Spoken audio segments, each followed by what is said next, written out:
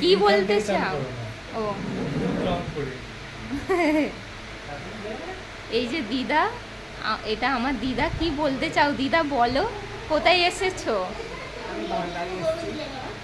দিদা বাপের বাড়ি এসছে আজকে পুজো দেখতে। বুদ্ধ পূর্ণিমা। দিদার ভিডিও হচ্ছে।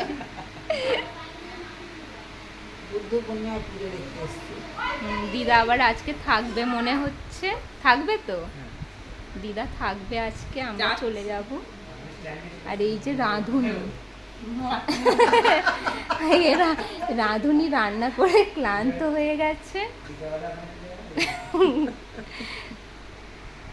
আর এই যে শুয়ে আছে। এই তো মা এসেছে খেতে ডাকতে।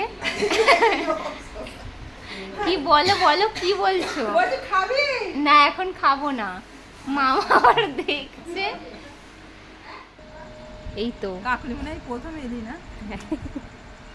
এই যে আমার মা, মাসি, দিদা, আর ওই যে লাল জামা পরে ওটা রাঁধুনি বসে আছে। পিছনেরটা মামা, মামার বাড়ি এসেছি। সাইডে কই? তোমাকে দেখানো হয়ে গেছে। ওই যে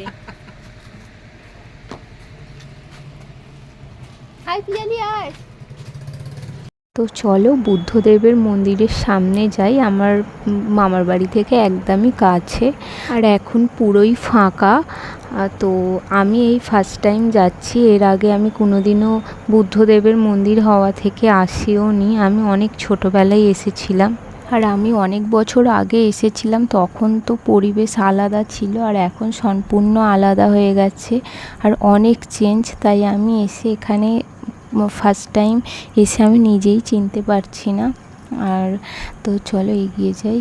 আর এই যে এখানে বরবটি হয়েছে, বরবটি গাছ বসিয়েছে দিদুন।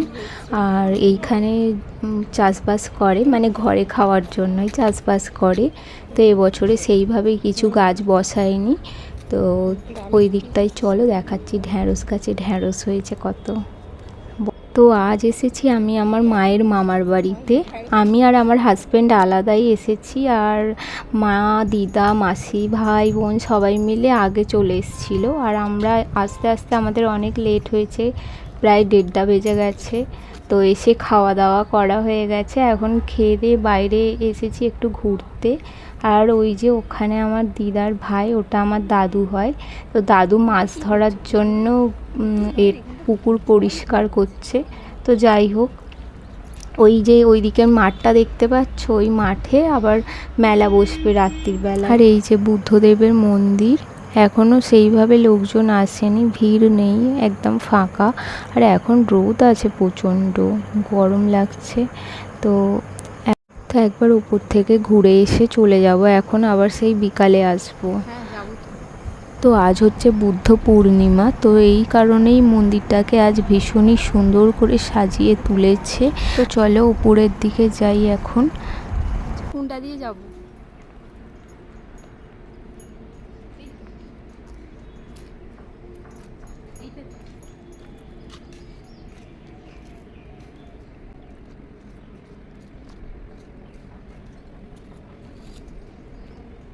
চল যাই উপরে। খালি পায়ে যেতে হবে না?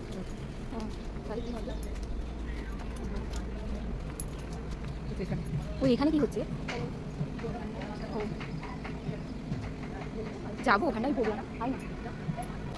তো মন্দিরের পিছন সাইডটা আমরা এসে গেছি, আর এইদিকে একটা অনুষ্ঠানের ব্যবস্থাও হয়েছে। বিকালে এখানে অনুষ্ঠান হবে, আর তো ওই দিকটাই হচ্ছে ভোগ টোগ রান্না হচ্ছে। তো চলো ওই দিকে গিয়ে কথা বলে দেখি।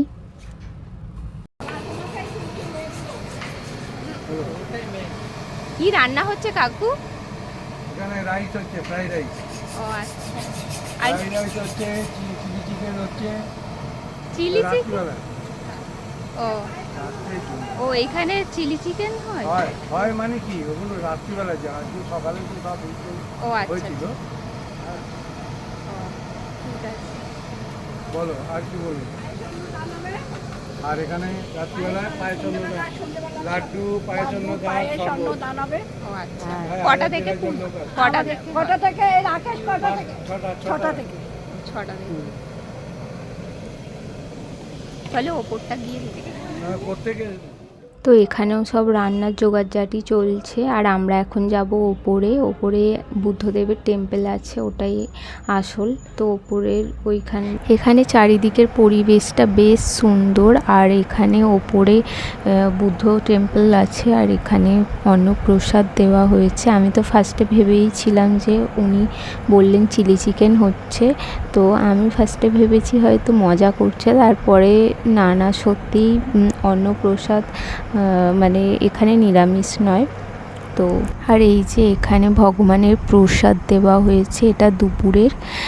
ভাত, মাছ ভাজা, আলু ভাজা, আরও অনেক কিছু ভাজাভুজি রয়েছে। তারপরে এইদিকে হচ্ছে মিষ্টি, জল মিষ্টি, আর ওটা হচ্ছে ফ্রুটস আছে অনেক রকমের। আর তো বুদ্ধ টেম্পলটা সত্যিই অসাধারণ, ভীষণ সুন্দর দেখতে লাগছে।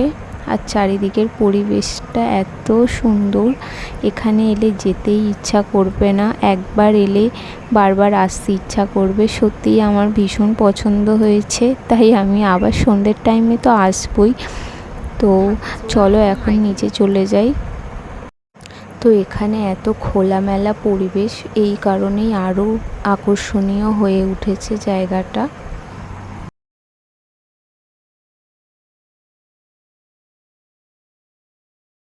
আর বুদ্ধ টেম্পলের নিচে রয়েছে একটি কক্ষ করা আছে। এখানে বুদ্ধের লাইফের 3টি স্টেজকে তুলে ধরা হয়েছে, তার সম্পর্কে এখানে সব বর্ণনা দেওয়া রয়েছে। তার 28টি নাম, তার জন্ম, সব তপস্যা, সব সম্পর্কে দেওয়া রয়েছে এখানে।